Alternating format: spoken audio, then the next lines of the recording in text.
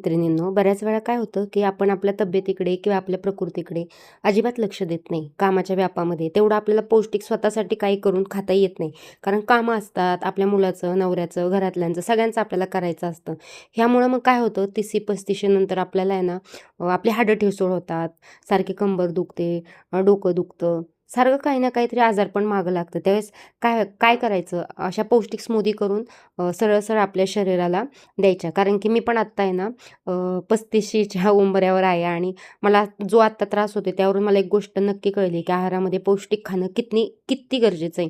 त्यामुळे मी आता 2 आठवडे झाले ही स्मूदी कंटिन्यू करते. आठवड्यातून 2-3 वेळा, आठवड्यातून 2-3 वेळा अशी करायची आणि स्वतःला खास करून असा पौष्टिक आहार द्यायचा. आणि खाण्यामध्येही मी आता नाही का बऱ्यापैकी कडधान्याचा समावेश केला आहे, की आज मी जेवणामध्ये वालाची आमटी केली होती, वांग्याचे काप केले होते, भाकरी, भात असा सगळा स्वयंपाक केला होता, की जो रोज असतोच माझ्या जेवणामध्ये.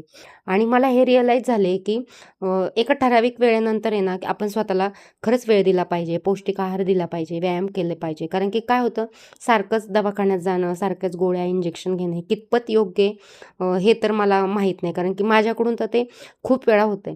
मग आता काय होतं आहारात बदल केल्यामुळं आणि ह्या सगळ्या गोष्टी अवलंब केल्यामुळे मला खूप सारा फरक पडला आहे. तर तुम्हीही अशी नक्की स्मूदी ट्राय करा आणि तुमच्या आयुष्यातही असे छान आमूलाग्र बदल घडवून आणा.